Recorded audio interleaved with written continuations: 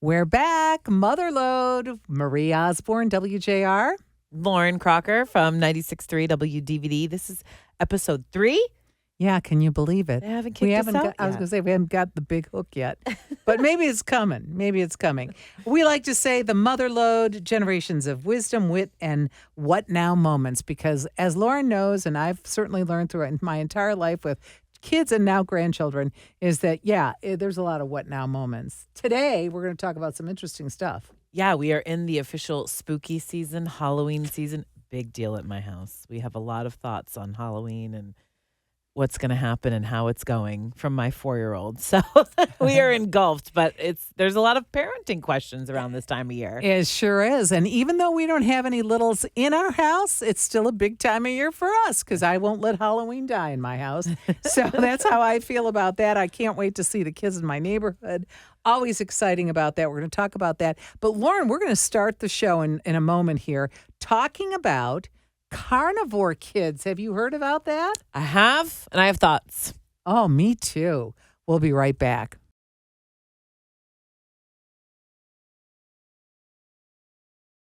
Parents in the Wall Street Journal talking about something called carnivore babies, Lauren.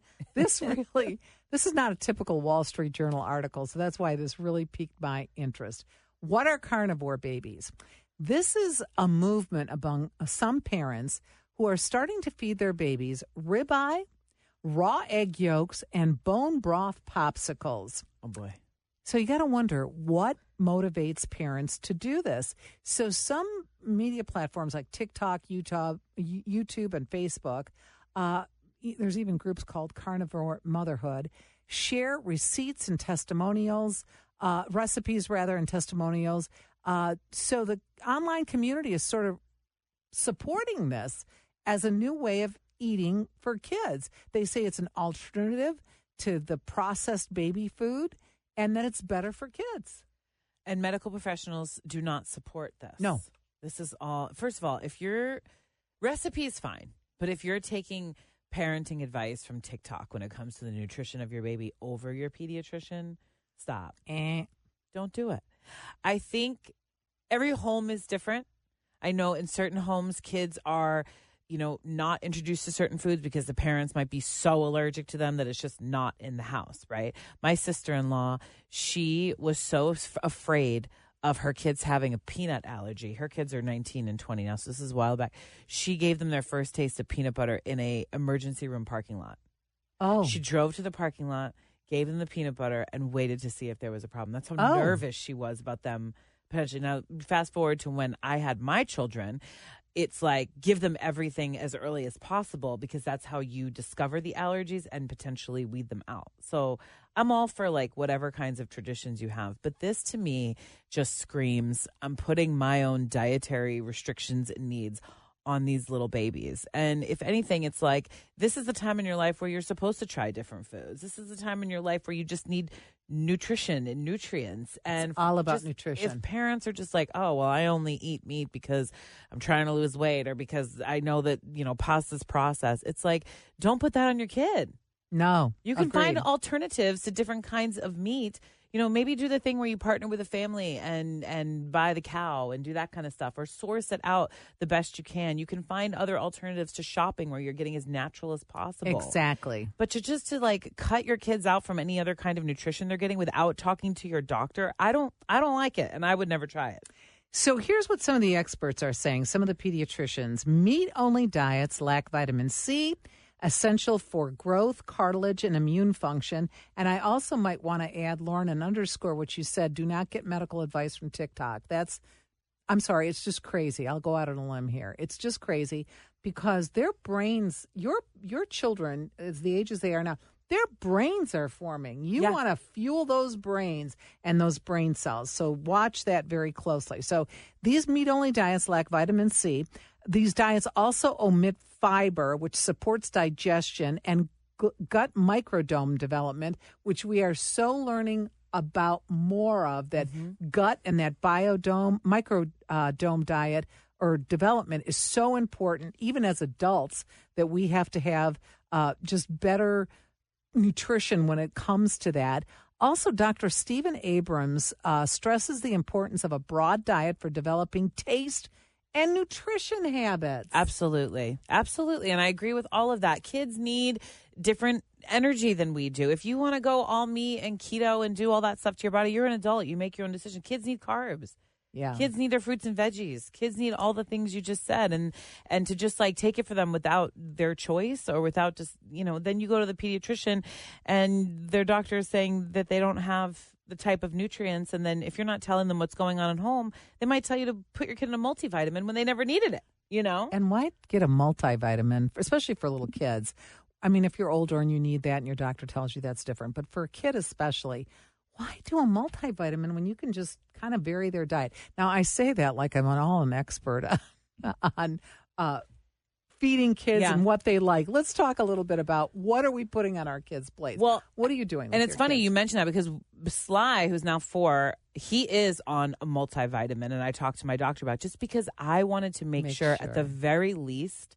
Because there are certain days where that boy will just eat yogurt pouches, which, okay, it's organic yogurt, some Cheerios, and I'm lucky if he gets a carrot in his mouth. And that's it. And then there's some days where he's pigging out all day and all he wants is sweets and cider mill donuts and this and that. And I'm with you on that, Sly. Right? Yeah. It's like wrestling a monster someday just to get him to eat. So I have tried to just kind of like back off as a parent. And, I put the good stuff down on the table. I might put some fun food down on the table too and just kind of let him have his way. And usually he ends up eating the good stuff with the not so good stuff. And to me, that's a win. I put green beans down on the table last night. He had about 7 green beans. Oh, and I was awesome. like, I did my due for the day. Like he ate a green bean or two, Yeah. Some days it's like that. I was telling you earlier that with my own kids, I love to cook and I love, looking at recipes and all that stuff now. But when I was young and working your nutty schedule, morning radio, and I had 3 kids at home and my husband had a business going, things were a little rough around the house.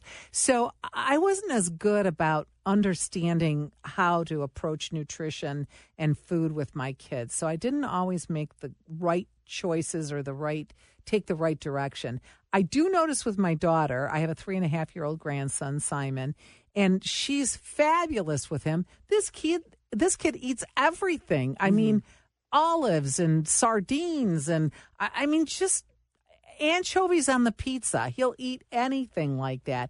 So, but part of it, I think that's just his nature. Yeah. I think part of it is his nature because, there are picky people. Yep. And I think a lot of it, though, too, is his parents just putting it out on the table and saying, yeah, we're eating this. This is what you're eating. It's also with kids. It's funny how visual they are. I got one of these like snack goal boxes over the summer. Target had them, and you basically put all the little snacks in the little squares. And then initially, I got them to take to the pool, to the park, whatever, just to make sure. Because when you have kids, you're bringing snacks everywhere. And eventually, I was like, what if I just put this on the table and filled it with some fun stuff and some healthy stuff? And it worked. And I started doing that for dinner. I didn't have plates. I didn't have silver. I just would put down the little snack box, but they were eating the food in it. And I was like, this is another win just because it looked more fun. And visually it was more appeasing and there were like smaller portions of everything. So they felt like they could just go for it. And something like that worked for me. It's not going to work for every family. But, I would say like your daughter, we just kind of we've always given the kids what we've eaten. You said you didn't do baby food. We didn't really do baby food. I did some of the pouches and things like that before they had teeth. Yeah. There's the whole baby-led weaning, which to me, I'm just so paranoid of choking. I wasn't very good at it. Baby-led. It's called baby-led weaning. And basically you're like, here's a T-bone. Just go at it and see how you like it. And I was always so nervous about Beth Ann's nodding, about the choking and the this. I was a paranoid parent. I still am. I watch my kids eat like a hawk. So I wasn't good at that. So I would try purees instead of that. But other than that, we just would soften up the food and munch it up as little as possible and give them what we were eating. They had their first bites of steak when I would like shred it up tiny and like mix it with a soft vegetable just to give them let them try it, but make it safe as far as I felt. Yeah, absolutely. I heard in fact, I was telling Beth Ann, we're going to have to try to get some of these influencers on the show to talk a little bit about what they espouse. But I saw a woman on Instagram. She's, an expert on nutrition and children and feeding kids.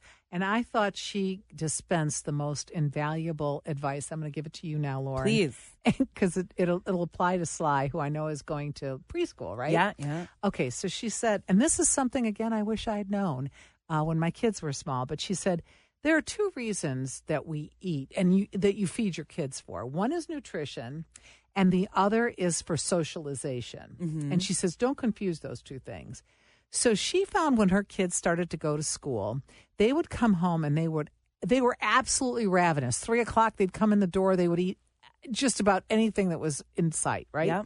So she said, I learned to start feeding them dinner at that time, and then when it was dinner time, when we all needed to sit around the table, because that's so important, she said, that's when we put out food that was like enjoyable. Maybe there was a Rice Krispie treat, or maybe there was a sliced banana or peanut butter and an apple, whatever.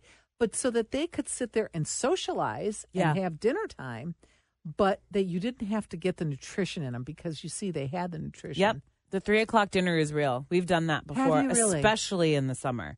Because you're running around all day. They don't want to eat when they're at the pool. They're playing preschool, whatever, and you get them home, and then it's like, what are you going to do? Let them snack, and then they won't eat? That's right. I've done that many times, and it does work. Like that's worked in our house as well, even with the baby.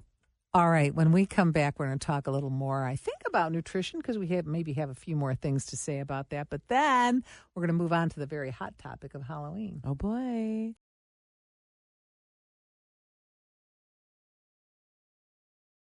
It's Halloween season, and for me, it's the most wonderful time. That used to mean, I'll hit up a couple parties on Halloween. I'll hand out some candy on my porch and drink some wine, and great. And now it has turned into my life revolves around. It's not even October. It really starts in September. Let's be honest. My house has been decorated since mid-September, and I know that a lot of moms and families deal with what I'm dealing with, especially when you have kids that are still within the trick-or-treating and all the Halloween festivities. Okay, let me stop you there. Yeah. They're never out of that, just so you know. Okay, go ahead. So I think it's just great to talk about like how you navigate.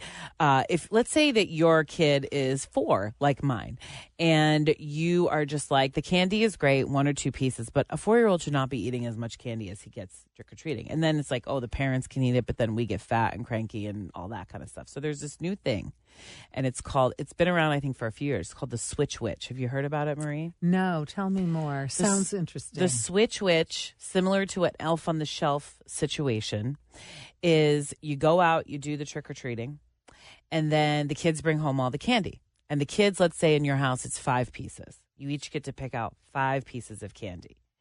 And then the rest you put back in a bag, and you put it out on your porch for the night. And the Switch Witch, who has her own book and a doll, comes in the middle of the night, and she takes your candy, and she leaves a present. And it's a present of, the Switch Witches and mom like and dad's a coloring choosing. book or something. Well, some are going all the way up there. Like maybe it's a new scooter. Maybe it's almost like an early Christmas gift. Wow. Now, some parents are having your reaction, Marie, which is, this is more work for me. Oh, wow, that's a lot. I used to just get free candy, and now I'm paying for something else on Halloween. And some parents are like, I totally support this because I don't need my kids high on sugar for 3 weeks or however long it takes to get through it. Yeah. Was this ever a thing for you when you were Oh, my littles were gosh, growing yeah. up? Well, but the thing was, and then they would hoard the candy. They would hide it in places around the house. I didn't know where it was. I love that. Actually, they were hiding it from their father and from me. Okay, a couple of pieces from me. But they were hiding the parent tax. We're allowed to take pieces. pieces. Yes. And we would say, "Oh no, that full big Hershey bar, it's obviously been tampered with. That has to go to me." Sorry. Exactly. Yeah, You're saving them. Yeah, that's mine. Yeah, that's mine. So that all became a thing. I also, look, when we were little, and I had a very strict mother about, soda pop and about candy and all that stuff, cookies. We never had dessert. And But you know what? She just let us eat the candy. Yeah. I mean, it was over. Like, we were sick of it in 3 days, right? I mean, we were like, oh, another piece of candy. I think this is bigger with the kids with littles, like my age kids and things like that. Because, 8, 9, 10 into preteens. I don't even know when kids stop trick-or-treating these days. They never stop. But, then you kind of let them. But, my guy, if I left him his bag of candy that he gets on Halloween, he has no self-control. Like, he would eat it until he was sick. Yeah. And then it's like, how do you ration it? Is it good behavior? Is it this or that? So I understand why some parents would kind of switch, not to switch, to this tradition just to keep the sugar at a minimum. And some families just don't want the sugar in their house, period. Can we talk about the age limit on trick-or-treating? Because this always comes up, especially comes up on talk radio a lot. And I'm sure you probably have talked about it on the show with Blaine. You get that big kid on the porch who's probably my kid, okay? But, or used to be. They're way too old now. But, so you get this big kid on the porch and you just, trick-or-treating is for little kids. How do you feel about that? I give everybody candy. Me too. I don't care. It's like if you're on the porch and you want candy and you're not a jerk, here you go. Yeah. Why be so finicky about Curmudgeon-y. it? And sometimes the big kids are out helping the parents out and taking the little kids. Yeah. Especially if I see a big kid with littles, I'm like, you're a hero for your mom and dad right now, probably. Here's some extra candy for you. Yeah. I feel the same way. Why are we like... saying, well, no, you can't have any. And of course, a little more delicate topic is when children come from other neighborhoods, and it's clear that they're from other neighborhoods. I know a lot of people get all bent out of shape about that. And it's like, you know what? You live in a neighborhood where kids want to come. Right. They feel safe coming. Why not just give them a piece of candy? Yeah. What's the problem? Why be a Grinch on Halloween? Yeah. That's my thought around it. And I don't want all the extra candy in my house because then I'll eat it. Right. And I know, or they bring it here to the radio station. Yes, that's me. I always bring it to the radio station. Piles of candy here at Halloween. But I've never, and look, if that's how you feel, then go ahead and feel your feels. But I just always thought you should, just if a kid shows up, they're there. And you should just be happy that a little kid wants to come to your porch. Have you ever when your kids were little, trunk or treat, was that a thing? No, yet? Not at all. This is a whole new thing. So it's a big thing now. And with my son, they have their trunk or treat at school. So if you haven't heard of it, trunk or treat, basically just all the cars will line up. Everybody has to decorate their trunk. Another thing for parents to do on Halloween. You decorate your trunk and you're handing out candy in your trunk, and the kids will walk around to all the trunks instead of going out. And my son's preschool does this on Halloween. Oh. So I have work, go home, costumes, get there for the Halloween parade, decorate our trunk. Last year it was Lion King themed, and then get there in time to watch them parade, do the trunk or treat, get home. We ordered a pizza.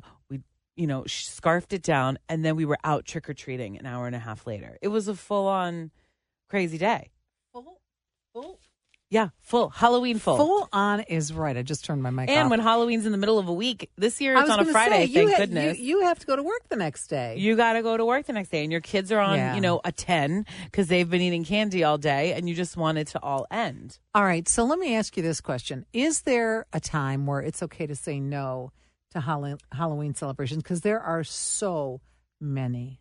I'm learning in my mom groups that I need to say no as a complete sentence. So I think the answer to your question is yes. It's just hard to do, especially when you see these little faces. It's like, what am I going to do? Not participate in the preschool trunk or treat and be the only family? Yeah, but maybe curtail the door-to-door trick or treat that night. Go like to your favorite neighbors, and then that's it. Instead of going down, the mile-long block and stuff like that. I just, because I think kids are getting so much and bombarded with it. My grandson goes to a school, because I asked my daughter about this, where they don't celebrate Halloween in the classroom. They don't do Christmas. They don't do birthdays. On birthdays, it's so sweet.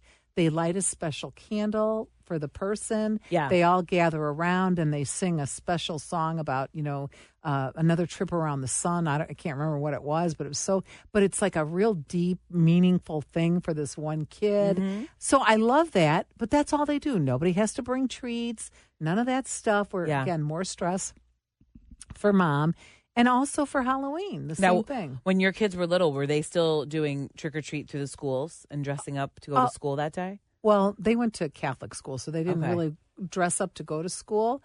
But my son's birthday is October 27th. Right. So you should, I mean, I would make cake eyeballs, Yeah. for him to bring to each, member of his class. Yeah, I love it. And yeah, I mean, like I'd be looking weeks in advance through the, Better Homes and Gardens Yeah. for ideas on trick or treat stuff that I could, when there was you'd buy a thin plastic glove, that was clear, fill it with popcorn. Yeah. That was another thing. So you'd hand out these hands in class. Yeah. So, I mean, now, talk about putting a little stress on yourself. Well, we did the same thing. I mean, I remember trick-or-treating through the schools, and I remember my mom complaining that she had to do, like, the extra candy to bring in and make the cupcakes and all that. Yeah. I think a lot of that is gone from many, many schools. But, when they want to celebrate something, it's just like, I guess we'll make it happen. Sure. Let's touch on thank you notes for Halloween. No. You sent me a note about this, and I'm like, what the heck are you talking about? Thank you notes. People actually thinking that your kid has to go door to door after they trick or treat and write a thank you note. I am done. Oh, no. And now, listen, I'm a big proponent of thank you notes. Yeah. I mean, we'll do this another topic another time, because I'm like really big on thank you notes and teaching your kids when they're young to write thank you notes. But you do not need to write a thank you note to the neighbor because they gave you that extra size Hershey bar that was obviously tampered with, and your mother had to eat it. Well, and if the neighbor's asking for it, we're not going to that house next year. Sorry, we're leaving you. We're leaving you alone. Well, again, kids need to be kids and just have a little fun without the stress. Agree. And parents need to get ready for Christmas or whatever holiday you celebrate starting November 1st. So they don't have the time for thank you notes. No kidding. And when this kind of segues into what we're going to talk about next, and that's self-care. We're going to talk about mom's self-care, but listen, it's dad's self-care as well, because dads can get stressed out. I know your Mike is really involved with the kids and all the stuff they do. So we'll talk about that too as we get back. We have some ideas, as we always do, Lauren. That's right. We're back with the Motherload, Marie and myself, Lauren, talking about all things mom and parenting. Intergenerationally speaking. I was at a women's empowerment luncheon last week, and this subject came up, and it hit me. I really warmed to it, or it really affected me, I guess is what I'm trying to say. Somebody got up on stage and was talking about self-care and how self-care is kind of turned into this buzzword of like, it's an excuse for me to go out and spend more money than I need to on my nails, my Botox, my hair. And again, I'm talking about me, so I'm not calling anybody else out.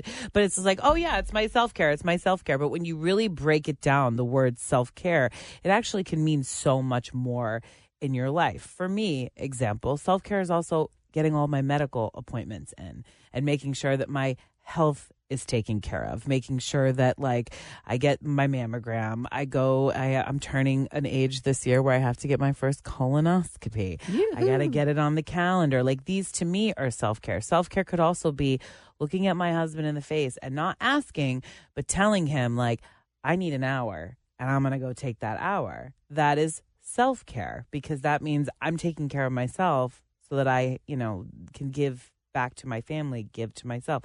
Can't pour from the empty cup theory. And so it just really resonated with me, this conversation. And I was wondering if you remember when your kids were younger, or even now, just as a woman, you don't even have to be a parent to know how important this kind of stuff is in your life. Yeah, I still run the house. Yeah. I mean, it's just me and my husband now. Kids are, my two kids are always around, and, we're always interfacing with them and doing stuff with them. But, I'm the one who organizes our dinners out, family, friends, anything. It's me. I mean, I told somebody over the weekend, if we depended on him to organize anything, any going out, we would never go anywhere. We'd be sitting on the patio. I mean, that would be it, the two of us. So Hello. true. I'd go to work, so would he, but that would be it. So, yeah, I mean, there comes and it has to come before you have an explosion. Yeah. Because back in the day when I was raising my kids, this was not talked about. This was not ever talked about, because if you said something like that, it was looked upon like, wow, are you lazy or what? Are you weak? Are you weak? Yeah. And I hate that. I mean, I personally have issues with that. Like Same. I can't be weak, got to show a strong front, got to be strong.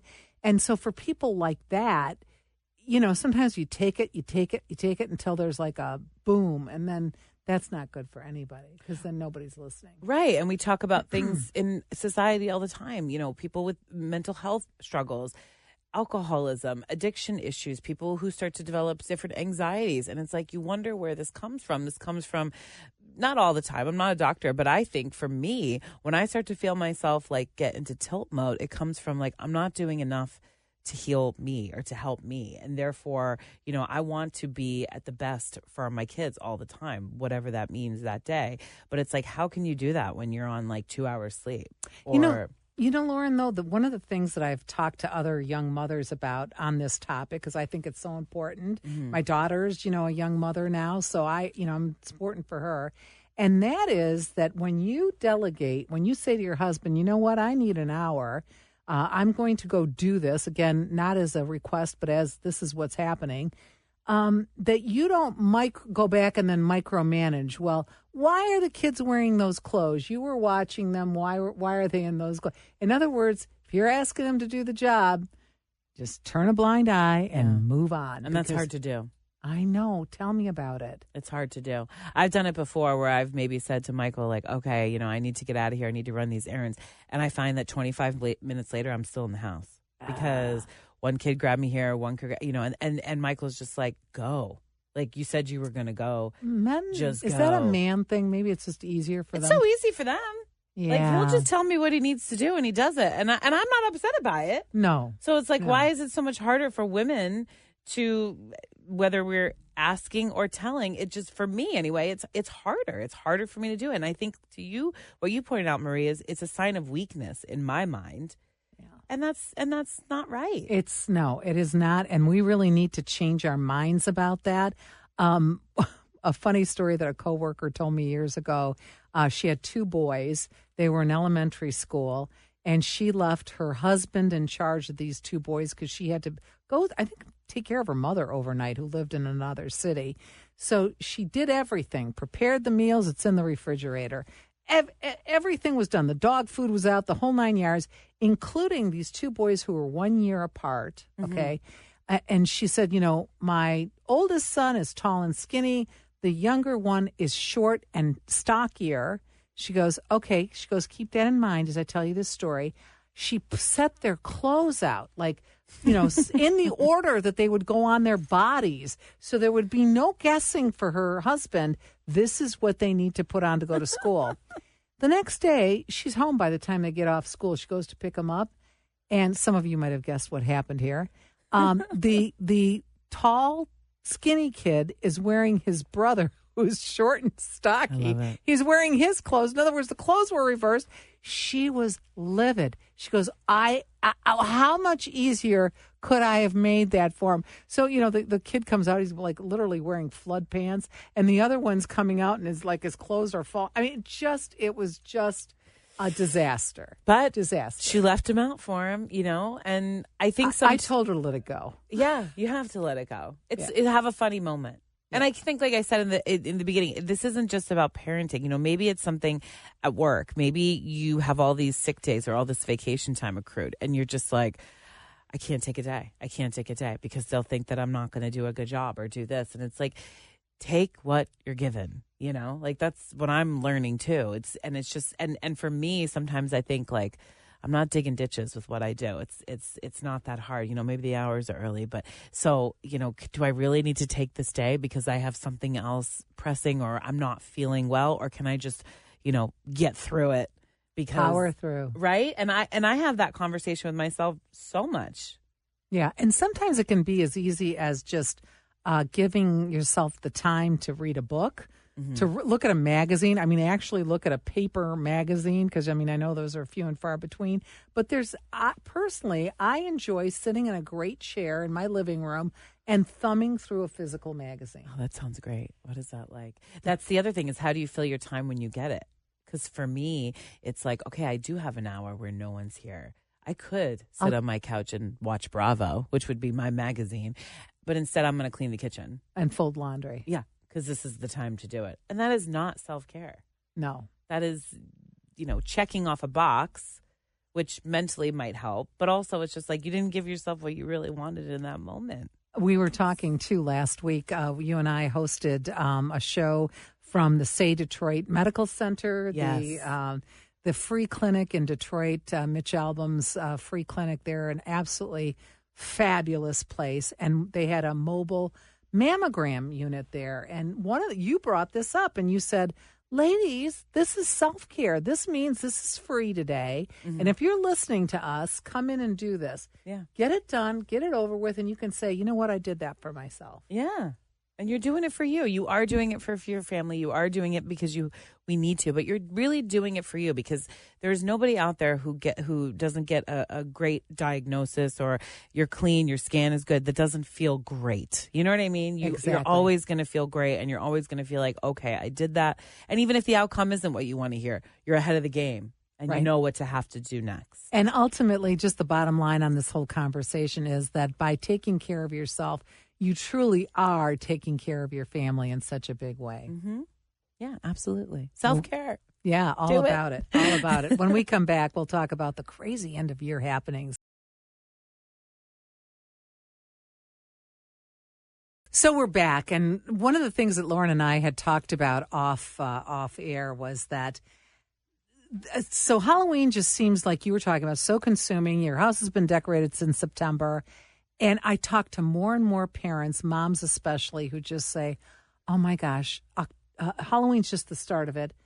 The next day is like Thanksgiving. And then, oh, my God, 2 days later, it is Christmas. Yeah. And it's just one giant blur of life. The fourth quarter. Yeah, for the family, not even just for work. So, we were talking about self-care. And, this goes to quality of family life, I think. Is it important to do all the parties, all the activities?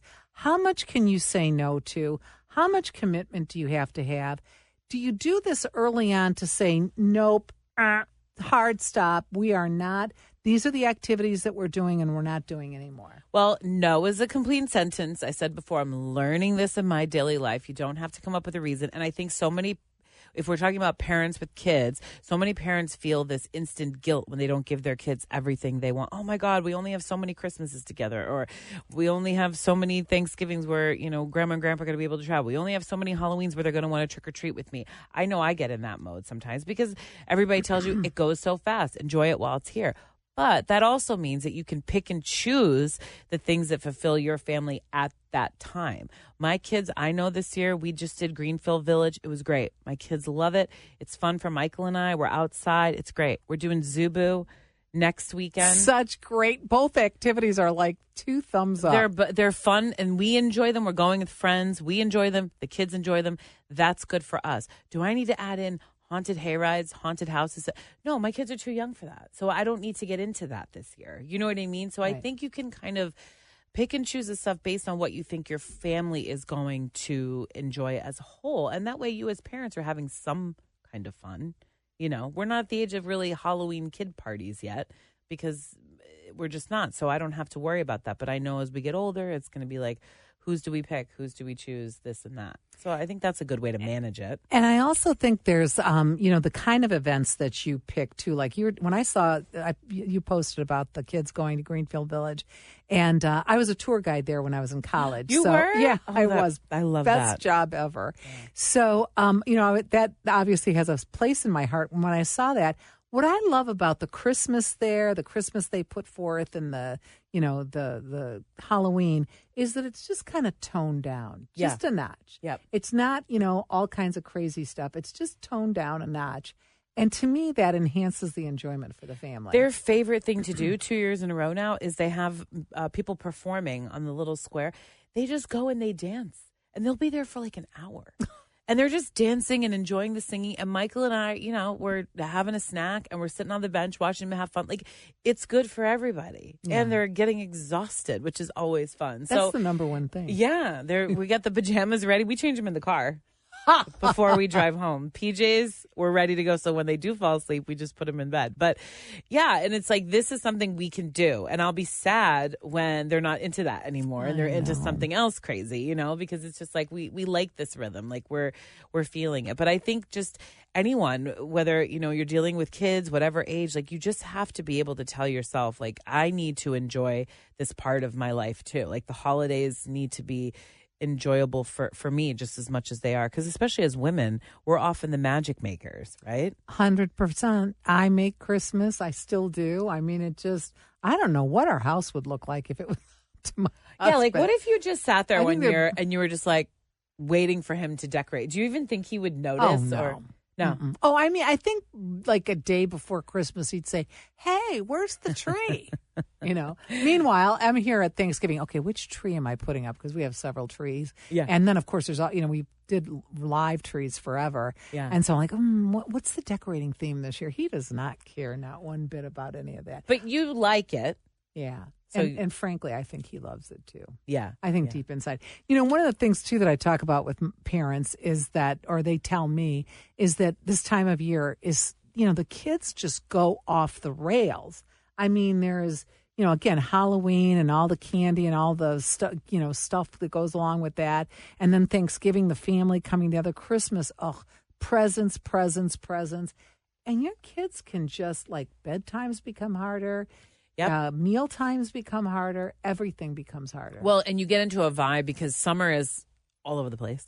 And then you finally get them locked back down into a school schedule. And then all of this starts up. So it's like not only did just a month or so ago you were getting locked into school schedules, sports, whatever activities go on. Now everything's getting shifted again because we're getting into holiday central, meaning including Halloween, Right. And it can just throw families for a loop. So what do you do to help keep the kids kind of in focus to say, no, tonight we're just having dinner at home and this is what we're doing. We're not going to go Christmas shopping or we're not going to do whatever. How do you keep that under wraps? Well, again, they're at the age of my house where I'm really calling the shots. They don't know yet if their friends are all doing something and they're not. So they don't have FOMO. But I do because I'm in the parent chat and I'm like, oh, but they're all going to the park tonight to see the lights. Like, should we just go? When in reality, my kids wouldn't care because they don't know. You know what I mean? So I'm not really in that area yet where I'm being asked. I know families where like the kids come home with invitations every other day, every other night. And that's hard. I'm sure parents have to pick and choose. I'm sure you were there. Absolutely. And were you able to tell them no, or was it difficult? I just, I would make an excuse about, you know what, that's, we have to go over to Grandma's that night for dinner or whatever. I'd make something up. I don't know. We got to go check on Grandma that night. And then we'd go do something else. Would you ever keep them away just because you couldn't stand like the other parents that were going to be there? You know what? Wow, that sounds like somebody needs some advice in that. You know what? My kids went to an elementary school that was just so fantastic that I don't even think there was a single parent there that I could say, I don't know, I don't want to be around them. That's lucky. Yeah, I know it was lucky. I know it wasn't a very big school. So I know that it was lucky. So I don't think I ever really ran into that. I think, as I got older, I got more like, do I have to, talk with someone? Socialize. It's a social battery thing. Is it a social battery? Because we went to a birthday party for somebody in my son's school the other day. Love the family, love the kids, but it was 4:00 in the afternoon on a Saturday. And it was like 4 to 6 or something. And the kids had to be in costumes. And it was when it was like 80 degrees here and it wasn't yet fall. And I'm just like, I don't want to talk to anybody at 4:00 in the afternoon on a Saturday. I want to be sitting on my couch already and getting my kids ready for bedtime. But I took them and we went. And once we were there, we did have a great time. Oh, so you thought it was too late in the day. You would have preferred like a noon start. By 4:00 on Saturday with little ones, I've done 2 days. Yes, we've done a morning activity, we've done errands, we've done an afternoon, we've had a nap. So it's like by then, I personally, as a mom, do the birthday party early in the morning. Because then I have the energy to be in and be involved. By 4:00 on the Saturday, I'm like, I'm done. All right. So if you're in Lauren's parent chat group, could you please schedule the stuff at around noon? That works best for her. But you remember when your littles went to birthday parties and stuff? Yeah. That socializing like you kind of know people. Oh yeah. No, listen, I totally get that. But we always had, something to talk about. And it was always, we just enjoyed seeing our kids. it isn't a lot of fun just watching your kids growing up and suddenly being their own little person and interacting with others and making relationships. I just think that's so cool. It is cool, and it's part of the reason why I say yes to all these things, because it's for them. They're loving it. They're loving it. Yeah, and Little Story though isn't quite into that age group yet. She hangs though. She loves, she'll hang with all of Sly's friends, and she tries to keep up. And she's my rough and tumble girl, so she's in their mix too. I think she's rough and tumble because she came here to the station. Mike brought both of the kids in, and they were running up and down the hallway. And I was telling you, you know what? I remember when my kids were here running up and down the hallway. And she was right behind him, not missing a beat. Yeah. Not missing a beat. She's ready to go. All right. We need to self-care. Yes. Feed your kids. Say no. What you can. Say no. Yeah, all great advice from two people who really need to practice that, too.